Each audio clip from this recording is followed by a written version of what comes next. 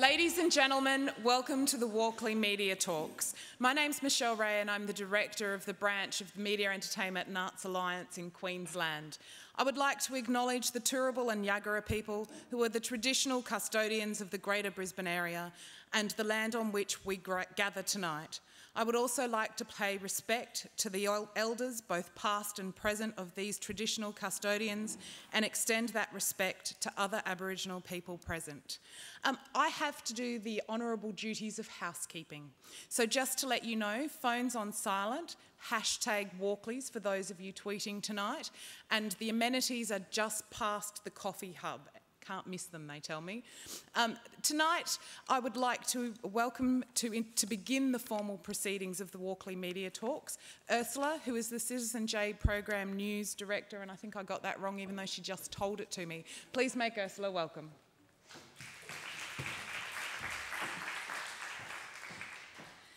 Good evening and welcome everyone. I'd like to acknowledge the traditional owners of the land, their ancestors. Before them, I'd like to pay respects to. I'd like to acknowledge the presence of Mr. Tim Fairfax, member of the Order of Australia, whose generous support makes the Walkley Media Talks and indeed the Citizen J program possible. I'd also like to acknowledge members of the Queensland Library Foundation here this evening, including Director Kylie Strudwick and the State Director of the Media, Entertainment and Arts Alliance, Michelle Ray, who spoke before me. It's only been 5 weeks since Citizen J launched its website. Yet the theme of this evening's talk already resonates with some of our contributors, editorial pressures. I'll relate an anecdote by way of explanation. One of our enthusiastic contributors came into the program with no training, no interest in becoming a paid journalist. She was simply interested in telling real stories about her community. She wanted to do a particular feature story, so she approached the organisation and was met with an interesting range of demands, including allowing them to vet the final copy and approve the story before publication. They also asked me to agree in writing to some terms before they would agree to go ahead with the story. Now, in my old world as a professional journalist, I would have laughed at such a brazen attempt to exert control over a story. But this wasn't my story, it was someone else's. So I spoke with the contributor and we discussed how she felt about the process and whether it would impact on her story. In this case, she'd already agreed to the terms and was quite comfortable with the arrangement. On our part, I managed to keep Citizen J's integrity intact, but how that single decision and every other single decision relating to editorial pressures affects journalists' ability to defend themselves and the media as a whole against undue influence is a really important consideration and should be every time somebody, for some reason, wants to meddle with the way journalists do their job. We have some Citizen J contributors in the audience this evening who will benefit greatly from this talk, but I think it's a valuable discussion for all journos, no matter how long you've been in the industry. Media advisors develop new tricks, and we have to keep one step ahead. Now, I'd like to briefly update you on Citizen J. When I came on board as the coordinator, I knew straight away the most important thing was to build the foundations. So together with my colleagues, we developed a set of contributor rules and a publishing platform. Just yesterday, one of our contributors completed the final touches on the Citizen J contributor rules song animation. It's a great example of the energy people are putting into the program and helps make the rules more enjoyable and likely to be learned. I'll just play a little snippet for you.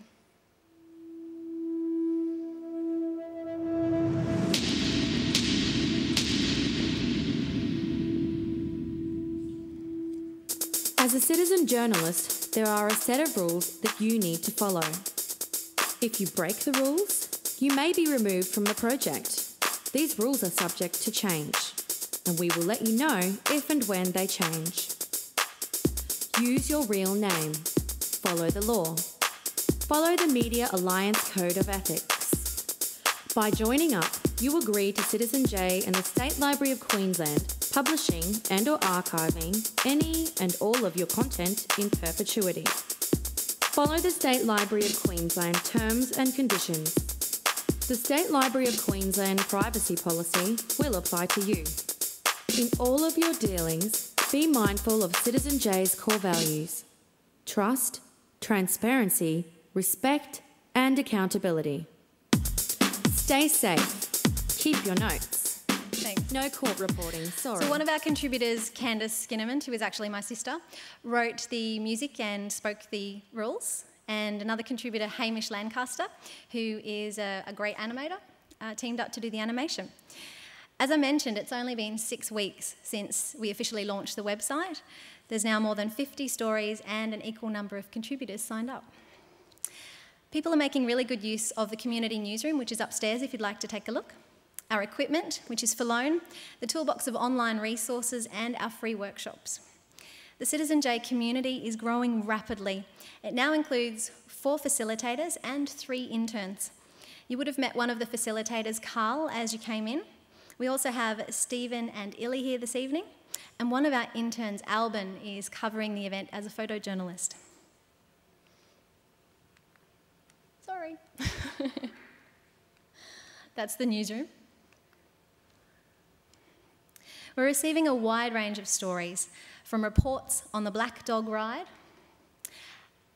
and the TEDx talks at UQ, to the intimate story of a child with Asperger's syndrome.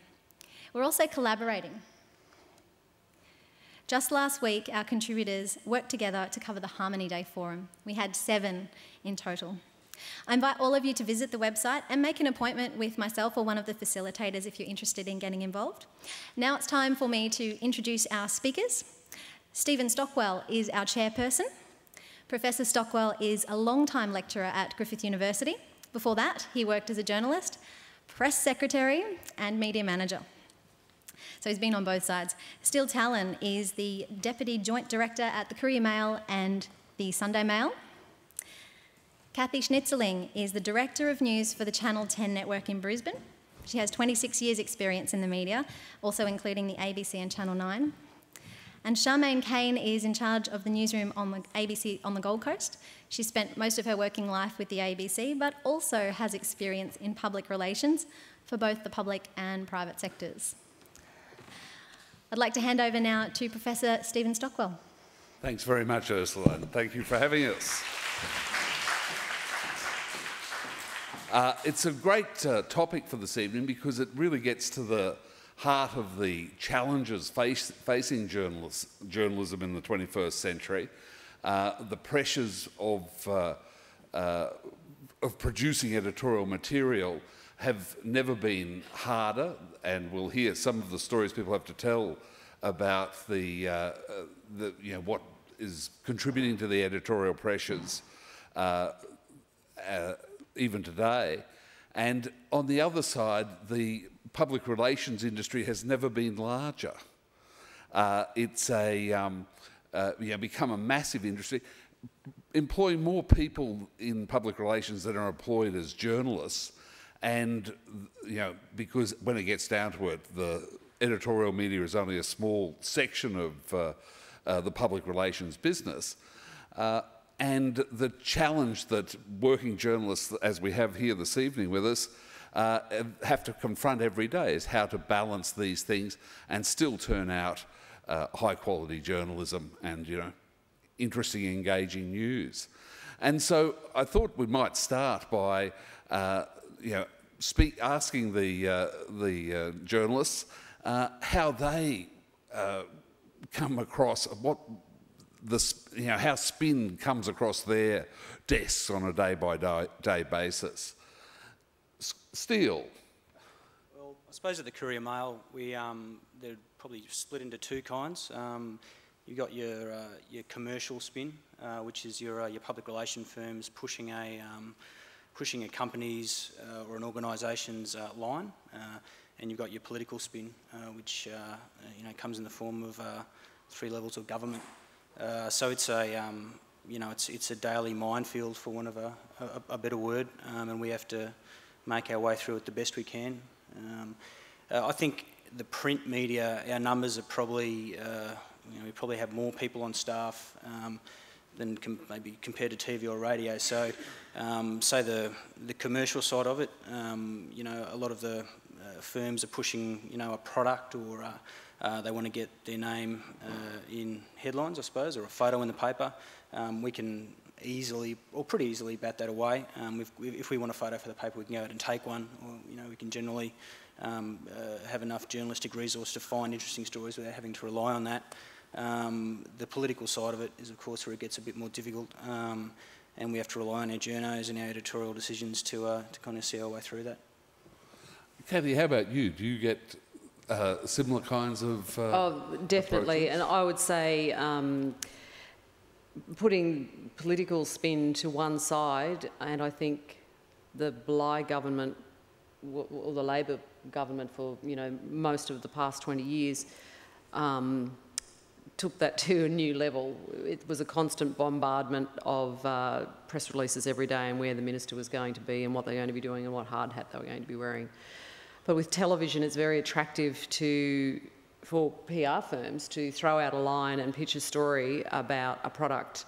And we do have to face the challenge of balancing what are good pictures and maybe a good water cooler story that people will talk about, as to whether or not we're giving someone a 1 minute 20 free ad on television. Sometimes it doesn't bother me sometimes. We do a lot of, we have in the past done a lot of work with Tourism Queensland, particularly in the regions, particularly after the cyclones in the north. And pretty much what that will be, it'll be, an activity or an event that's on, and that is, in a sense, a free ad for that region. I guess altruistically though, that whole region is dependent on tourism, and I don't mind running those stories because they are great pictures and they do show the world that, look, we are still in business, please come back, because that does affect our whole state. But still, there's a lot of spin involved in that, and they will recycle the stories year after year after year. And in fact, I had, a story pitch today with about 15 stories on it, and I chose 2, and that was it. I don't want any of the others because we've done all of the others sometimes in the last 5 years, and I've worked in many different places, including with Charmaine on the coast, and I've just about done all of those stories at some stage. I don't want to do them again. So the television, we get an awful lot. We're deluged with emails, and the PR firms in Brisbane in particular, there's a handful who are very, very proactive, and they're usually small. They're run by a lot of very dynamic women run these firms, and they have very good connections. They cultivate their contacts very well. There's lots of free invitations to events that are on, I've been to numerous events. It doesn't necessarily mean we do a story. We might do a story if it's interesting and it's worthwhile, but a lot of them are former television journalists as well, and so they keep their contacts. So they also know, though, what makes a TV story, so they're not going to pitch you something that's really dud, but they're still going to be promoting their client at the same time, and they understand the pressures that you're under. So I agree totally with what Stephen says, that it seems the numbers of journalists in mainstream media are shrinking, while the number of journalists in public relations and marketing are increasing, and we're the target for all those marketing exercises and promotional exercises. And it's like, do we want to do this? No, we don't want to do that today. But some days it may be when you're filling an hour and you need content, you will actually go and do that story. And there are some people in and around Brisbane and Queensland who are the most shameless self-promoters I've ever met. And they do a wonderful job of promoting their products. And you can bet that some young journo every couple of years is going to come to you and go, "Got this great story, what this guy is doing, and he's got the research to back it up." Yeah, know all about that. Thanks very much. So we get a lot of commercial pressure, and I guess we will get around to talking probably a little bit more about politics. But Charmaine, how about you? Do you, from the Gold Coast, you're not in the main sort of stream of these smart Brisbane PR people, but do you still get spin opportunities? You wouldn't think so, would you, Stephen? But actually we do get inundated in much the same way as what Cathie said. Nowadays, of course, you have your smartphones that you use, and even at home I'm flicking through and the emails just keep piling up. They never stop. In fact, one of the emails I received the other day was actually from a PR and marketing firm, obviously targeting, meant to be sent to its clients, highlighting the fact that if you can get a journalist to run one of your media releases, that's worth millions more than just getting your media release out there to the public. So that's the pressure. They know the power of getting a story into the mainstream media. Having said that, there is a lot of public relations that does, I have found some very good stories courtesy of public relations organisations. It just comes down to the same basic skill that we all have to exercise, which is there a story? How legitimate is the story? This is an interesting tool to use to get to the real story, but it's never the whole story. Well, I mean, one of the interesting things that journalism is undergoing in the last 12 months has been staffing cutbacks, and I think that's affected both of the commercial newsrooms. Is there a feeling that taking on PR sort of is taking PR offerings is kind of necessary to balance out the staffing cuts? Yeah, I don't think that's the case. I think back when Fairfax had their first round of job cuts, in the middle of last year, I think a brave PR soul penned something on a website talking about how this was fantastic for the PR industry. It was going to be much easier for them to get their stories in the paper because we're going to be so hard pressed and so hard up against it. Look, I think even though we have lost numbers, I think we've still got a lot of very good journalists working very hard, and I think that at the end of the day, if we wouldn't be doing our job if we were relying on, the feeding of the chooks, as the old, Sir Joe adage goes. There can be good stories come out of PR companies. There's no denying that. I think a lot of good relationships exist between journos and PR people. I think I was talking about an example of, say, City Beat with Jimmy McCulloch.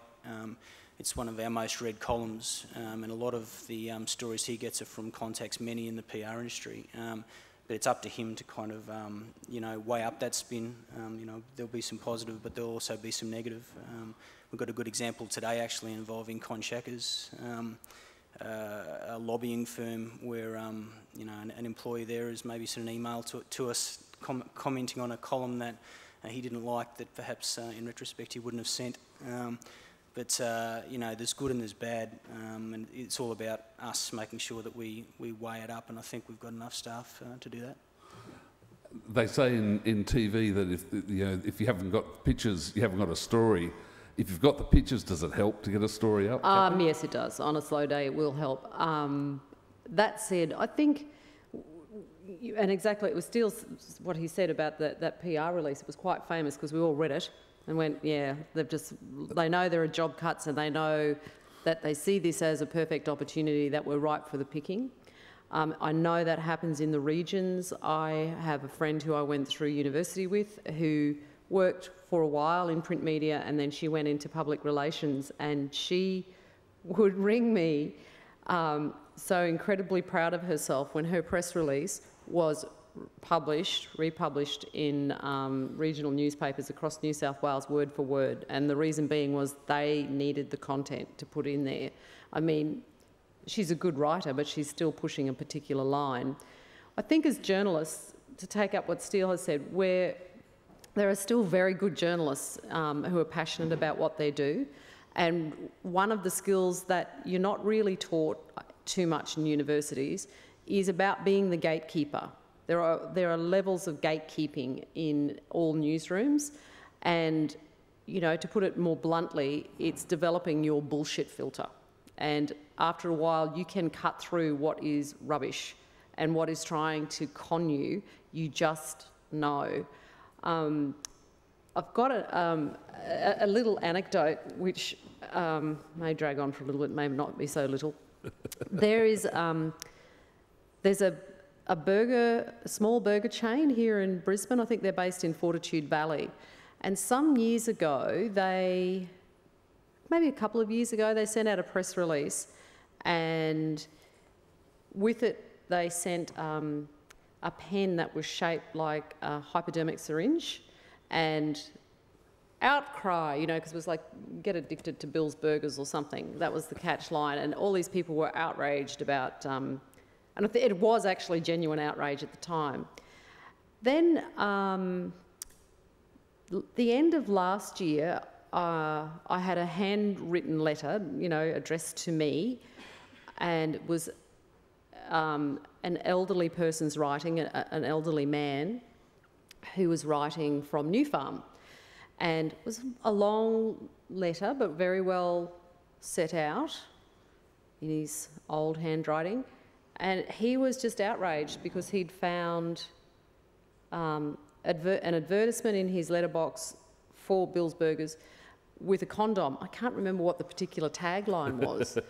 And I thought, oh, that's interesting, but, you know, that's a weird way to promote your burgers. Didn't think too much more about it. And then I got a call about 3 days later from a woman representing Bill's Burgers. And she said, I'm just wondering, we've been hearing that there've been some complaints made about our latest marketing campaign. And I said, oh, really? Basically, what they did was got Uncle Alfred to write a letter saying he was outraged. Uncle Alfred wrote to all the TV stations. Then she followed up 3 days later, not realising that the person who read the letter was the same person who took the phone call. And I just went, you're just conning us. This is absolute bullshit. That story, I don't think it...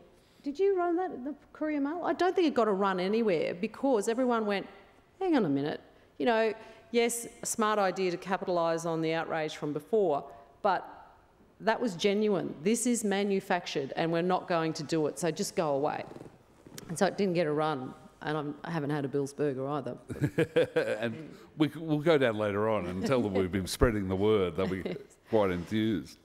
Charmaine, we would talk, hopefully the ABC hasn't undergone these cuts yet. They live permanently in penury, I believe. Forever.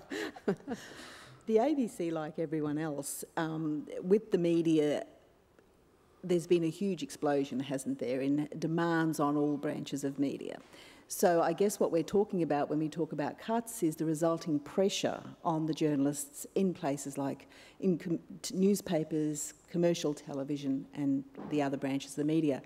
The ABC, like every other branch of the media, is doing more. So in terms of the time pressure, I think that exists on every journalist. And one of the biggest editorial pressures that people point to, and this was part of the drama last week, was about the power of the proprietor, the power of the boss. And, you know, we know that, you know, Rupert doesn't ring you up, Steele, and gives you the word on, you know, how to do the story. Not anymore, he reckons. But you know, do you feel subtle influences through the organisation to take particular lines, to follow the corporate bedfellows? Yeah, look, I've worked for News Limited for 13 years in 4 states and 5 newsrooms. I edited the Geelong Advertiser, so you know, Rupert's meant to have a direct line to all editors. Funnily enough, I never heard from him once in Geelong. Who would have thought it? Look, no. In my experience, and I'm working at a senior level, and have worked at a senior level. There's never any direct instruction that I've ever seen or experienced to take a certain line, and nor is there a pressure to. I can't speak for other publications such as the Australian, but I think it would be the same there. If there's an implied pressure or a felt pressure, then that comes down to the individual. As far as, say, the editorial stance on who you back in an election, it's everywhere that I've worked. It's come down to taking each side, who's got the better policy, and then normally you would favour that side, and that's the most overt way, I suppose. people, accuse the Daily Telly of running a campaign against Gillard. The Australian, similarly. You'd have to ask the editors of those papers. But in my personal experience, no. No, not even subtle pressures, you No, feel? no. No. How about you, Cathie? Have you noticed, because you've worked in the public area, the commercial area, do you notice any difference? The only pressure, I think, working in a commercial television network is we've never been told to take a particular line. I can never recall being told to take a particular line on anything, given that 10 has been in the media quite a lot in the last 18 months due to changes in the board. We didn't feel a need to report on that. That was all sort of pretty much our own family business, really. So we didn't report on that. We weren't told not to report on that. We get pressure to cross-promote our shows, which having, I don't know, I have quite an ABC mentality, which doesn't always fit comfortably with commercial television. I found, it's just so obvious. I don't want to cross-promote it. It's just terrible. Anyway, I learned to get rid of that, swallow that.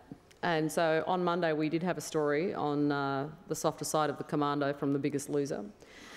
And that is called towing the company line. But we made it into an interesting, funny story, which seemed to go over well with the audience because we had a good response in social media from it. He loved doing it. We had him selling scented candles in the canteen and mowing the lawn on the helipad and fixing someone's car. So it was all quite funny and tongue-in-cheek. Don't mind doing that at all now. Other things that we might have had pressure, it's sales pressure. You might be about to go into the news bulletin. I remember this occurred in Sydney, just an isolated incident, and it was quite amusing in the end. Someone in sales rings down to the news director, me, panicking. KFC wants to know, what story are you doing, in Western Sydney? I said, we're not doing a story on KFC. There is no KFC story. Well, why are you parked in their car park at such and such? I went, we are.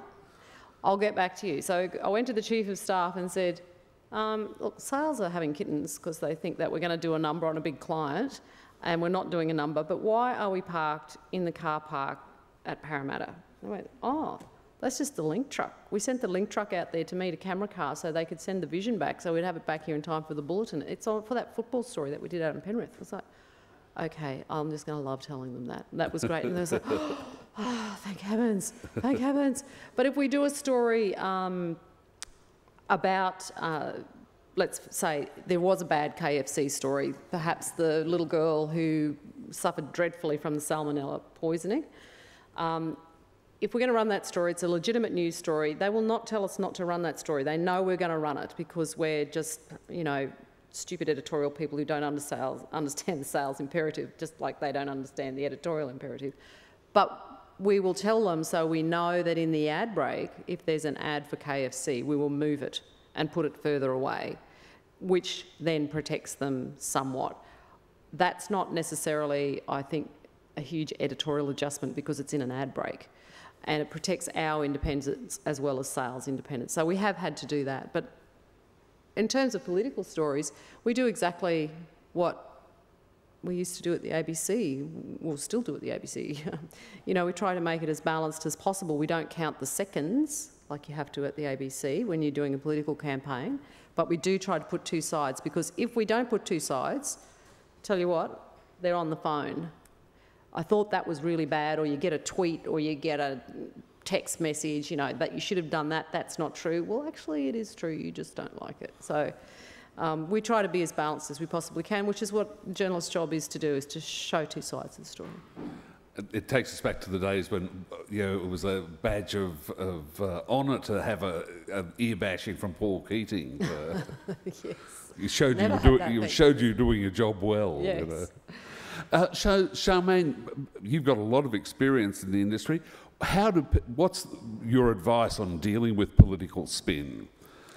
I think it's the same as in any story. You're looking for the I was almost going to say the truth, but you're looking for the facts and you're looking to portray accuracy. Balance is always important. So I think those are the imperatives, regardless of what story you're doing. In politics, it can get a little bit more heated, perhaps, because you're talking about people's careers, people's egos. There's a lot at stake. And it can become quite personal, I think. But, yeah, it's always a matter of just if it's accurate, if it's good faith, if it's balanced, and if it's timely, I don't see that you're doing, I don't know that you can do much more than that.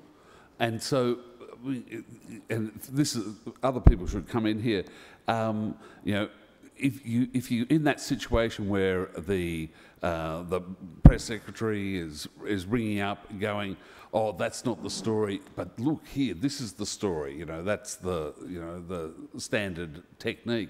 How do you deal with something like that? Well, it's just, isn't it? I mean, that's the choice of what is or is not the story rests with either the journalist, or if it needs to go higher up, to the news director, or who as high as it needs to go. But the decision as to what makes a story rests firmly in the newsroom, not in any political advisors. It's not within their power to decide what is run or what is not run. But clearly, if in that process you have been led astray by someone, or there is a fact that isn't correct, or there's an inaccuracy, and you sort that out within the hour that the news is going to air, we will run a clarification, and if not that day, the next day, depending on when it's sorted. But yeah, you're striving for the facts and the timeliness, and you know, they have when you get those phone calls from the political minders, they have a barrow to push, and they'll say, but that's not the story. That's not true. That's not what's happening. It's like, well, you know, our journalists went and spoke to these people who might be telling you a different story to what they're telling us, you know, if it's within their own party and you're talking about divisions or something like that, and they say, no, it's not true. Everyone's united. Well, no, the journalists had 4 people say they're not united, so that's why we went with the story. You do have to, in those situations, you know, because clearly I'm not involved in, you know, the research for each and every story. I'm not there. I'm chained to a desk. So if you have the complaint, you talk to the journalist and then you get back to them. But, you know, you're there at the forefront, taking the bullets for your journo behind you and sticking up for them. Mind you, if they've stuffed up, you have to then apologise. I like to get them to apologise, that's best. Yeah. Yeah, sure. If it is found that there's a mistake or anything, of course, you should immediately correct as quickly as possible. But I think it's an important point too, that the whole role of a journalist is to weigh up the facts and to be the third pair of eyes, so to speak. I mean, each of us brings our own interpretation to our own story, which is why you have political PR people or PR people of whatever form or shape, because they've got a particular line to push. The role of the journalist is to look at the facts and deduce what is as accurate as possible. Yeah, I think you know, their job is to spin, and most of them are former journos, so you know, that's 2 reasons not to trust them. Yeah, but I mean, you know, you only make that mistake once, I think, in your career, taking what a political press secretary tells you, even if you think they're good people and trustworthy, you only make your mistake once. I mean, your readers aren't stupid, so I think they'll, you know, you'll be found out by them first. And so, do you think that the Canberra Gallery was outspun last week by the Rudd supporters to, you know, be party to bringing on you know, the pressure that was applied to bring on a leadership challenge that wasn't actually there? Is that a... Well, it had been there the week before, because there was this huge rumour on social media. You can sit there and follow it on Twitter, and they're all going absolutely crazy because they just love it. The press gallery just loves it. So they're all saying, it's on, it's on, it's on, you know, and we end up at the end of the day, it's actually not on. Nothing's happening. So someone's feeding them something just to stir up that whole feeling and that level of hysteria. And it was like, well, do we report that there's been this rumour at Parliament House? And I just thought it was I don't think we actually did report it. I think it's quite interesting, though, that They were being fed, social media went ballistic, and that helped set the scene for what did happen in Canberra last Thursday. It's on, it's on, it's on, and it upped the ante and upped the pressure, which is why Simon Crean came out, elder statesman, ends up falling on his sword, and Kevin goes, ooh, bugger, too short. No, I would never run against the Prime Minister. You know, that's what happened. I think it's a good example of Labor's inability to engage the gallery otherwise. So the gallery is left to its own devices, and all of a sudden you've got a leadership spill that doesn't exist, and Simon Crean's got egg on his face. So, Yes. it is what it is. It sums up where this government has gone. They're doing some good things. There's no doubt about that, and they're trying hard, and some of their stuff is very good, but it's just an inability to get that message across. They can't get their message across. It flows back to the real Julia. It really does. Yeah, they've totally blown it. So you never hear about the good things that they are doing, and they will, tell you, no, but we've done this, and this, and you go, yeah, actually they're pretty good, but there are a few of this, and this that were really bad, and you're really bad at running your own party. I mean, that could also be a failing of the gallery. The gallery's copped some criticism in recent times. Some of it justified, some of it not, for being, living in a bubble. And how is that different though from ever? Yeah, but I mean, at the end of the day, it's Labor's inability to spin as well as they could have, which ultimately has them where they are now. So. Yes, but I mean, one thing that is different now to the past is the power of the social media that you're pointing out. Can be used. Anyone here tweeting? And please remember. Yeah, I'm accepting tweets up here. Oh, look, they've started coming. And is the journalist? Are there positive things that the journalists can do with social media, and how does that balance against the swarm effect of a whole lot of information coming at you that you're not sure whether it's right or wrong? It's a double-edged sword.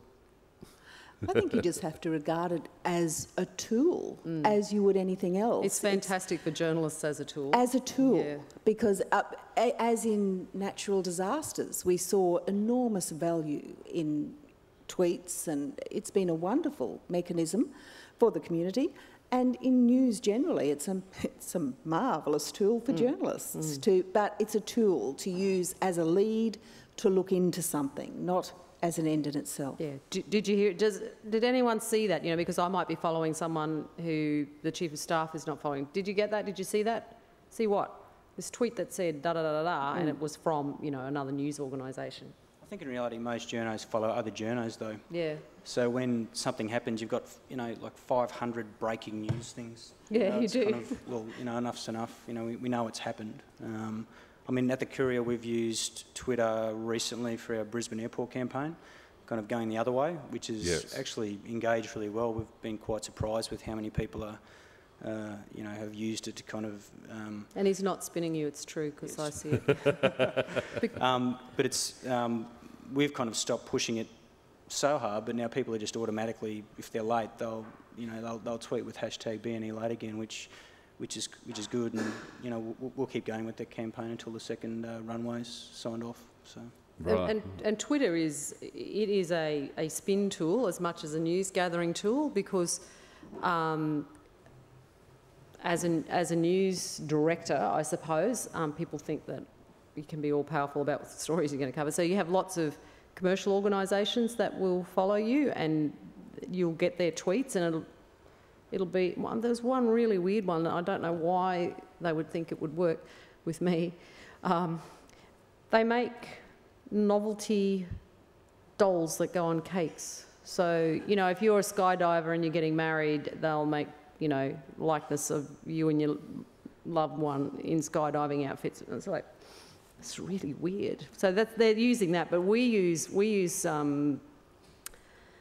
Twitter and Facebook as a spin tool. We use it to promote what we have on the news, to point people towards what we've got coming up. We're tweeting pictures all day long of behind the scenes of what the journalists and the crews are up to, and I mean, it's not pure spin, but it's a promotional tool. We are using it that way to give people a taste of what they're going to see on the news at night, and it's really in its infancy, but it's just taken off. It's a powerful tool for engagement as well, isn't it? It immediately it brings people into the process, as you were saying, Cathie, and it's a marvellous communication or connection with the people you're seeking to serve, with the information you're trying to deliver for them. Very good. And how are we going for time, Ursula, would you say?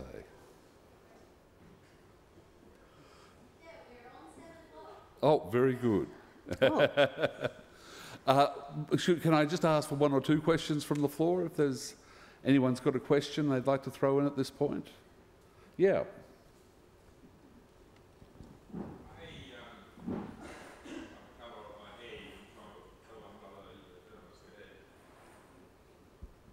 Thank you. By the colour of my hair, you can tell I'm an aged old bastard. I worked at the ABC in Sydney in the 60s, and I have to say that while I have serious problems with some of the new developments in media, there's been one single huge improvement in the ABC. There was, when I worked there, a person called the Controller of News. Here's a man who proudly wore his RSL badge and told me that stories I was writing that would be, the current day thing would be the boat people, okay, that the stories were embarrassing the immigration department and upsetting the government, and I was to do no more of it. So there is no longer a controller of news at the ABC, thank goodness. There is no doubt, other bodies that control news, but that was an official position within the within the ABC, that we're not allowed to upset the government. And obviously he could put the editorial pressure on when it was called for. Yes, has anyone got No, any? I think that's fabulous that they're not there anymore. We had another question over here. Hi, you were talking just before about Twitter and the need to engage people using social media, but at the same time, studies have shown that people using Twitter are quite demographically distinct from the general public.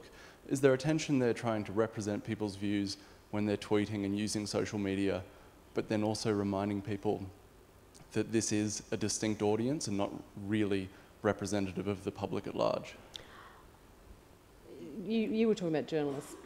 Follow. Yeah. Journalists.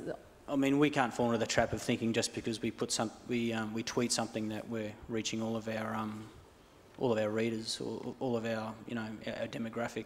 Would be foolish to go down that track. I think we get a small amount of people who come to our website, through links that we put up. I think it's the latest tool that we use. You would like to think that there would be something in 5 years' time or 10 years' time that outstrips it. It's the thing that can be used at the moment to get a message out to, as you say, a very small part of our readership. But yeah, we would be foolish to think that that's the be-all and end-all as far as our engagement with our readers. Yeah, it's not everybody, and I think we're all aware that there are segments of our audience or readers who are just dedicated media junkies. They really love following radio and television and newspapers, and now it's online and it's Facebook and it's Twitter and it's Instagram, and there's something else. What's the thing with the dots? I don't know. There's another one someone told me that's really old hat, and it's just missed that wave altogether. And there will be something else and something else and something else. And things will fall out, I'm sure, as new things emerge, but we don't for a moment consider that's our whole audience. It's the same as when we run a phone poll.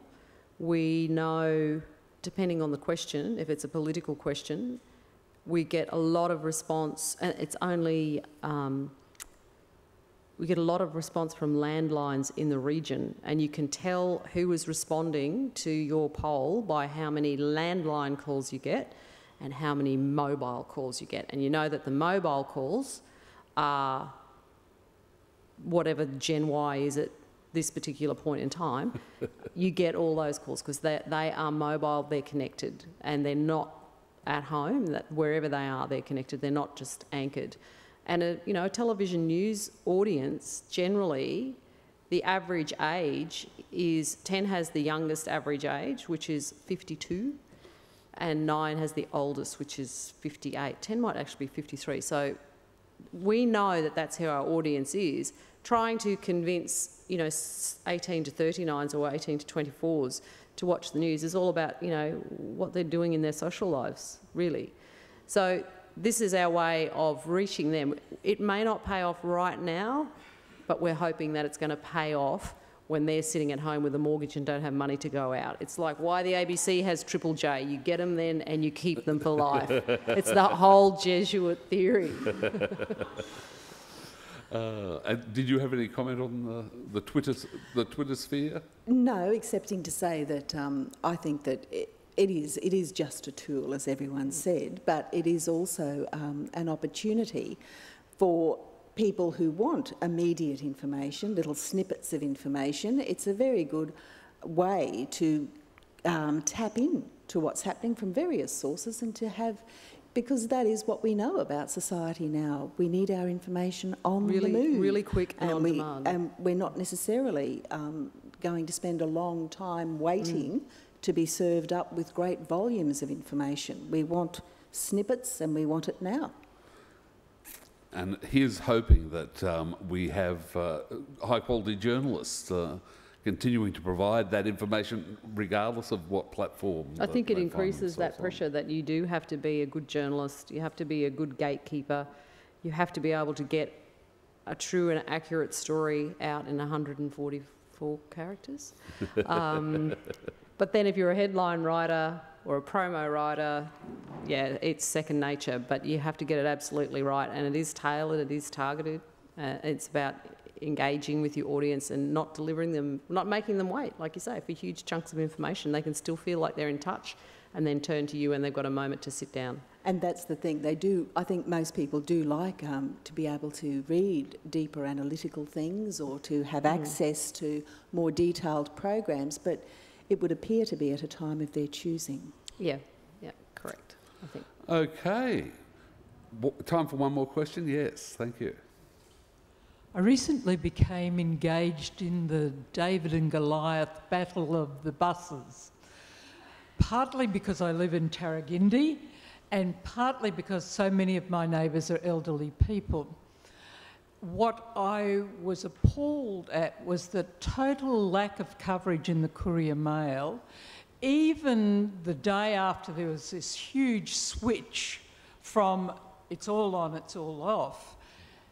And I'd ask, why is that so? Why wasn't this being covered?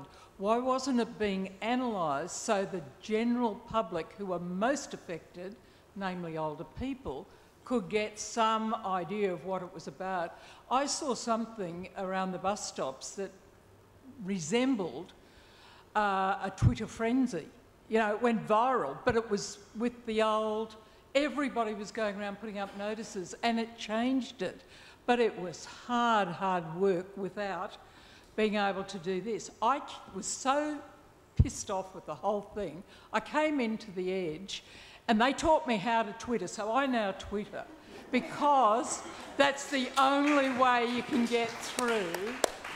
And I'll stop talking because I really want to ask the Courier-Mail people and anybody else who wants to throw their comments in, why didn't the media cover it? We did it twice. We did it on the day and then we did it again the next day. We're now a combined newsroom with Quest newspapers, who we also own. They drove that campaign. That was a strategic decision that it was an issue that was at local level in Brisbane, and Quest, with all the mastheads, were best positioned to drive that campaign, which was logoed and was a successful campaign in the end. So, the State Minister was running the agenda. Yeah, correct. Yeah, as a result of the efforts of the local lobby groups plus the efforts of Quest. So that was a strategic choice from us. Well, we covered it online, so Courier-Mail.com has covered it online. But I saw one article from the Courier-Mail online, bought the Saturday paper, not a word. Can I suggest that had it been, I'll pass on a comment from somebody else. Yes. If it had been the Bligh government, they'd have put out a special edition on it. A lot of people say we got rid of the Bligh government. You can't win. It's all in the spin. So. That is true. When we get complaints that we're pro, you know, we're pro this party or we're pro that party, you get an equal number saying the opposite about the same story. But it needed to be covered, not at the political level, just this is a real concern for people in Brisbane. Well, I think you're doing a very good example of keeping up the editorial pressure there. So, and that's the name of the game. So look, thank you very much for coming out this evening, and I hope it's been a useful contribution to the discussion about the challenges confronting journalism, and very good luck with your future endeavours at the Walkley Talks. If we can please thank our speakers tonight.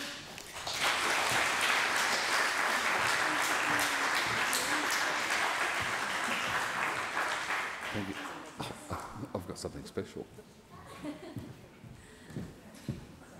You can now head to the back corner for drinks and refreshments. Have a good night.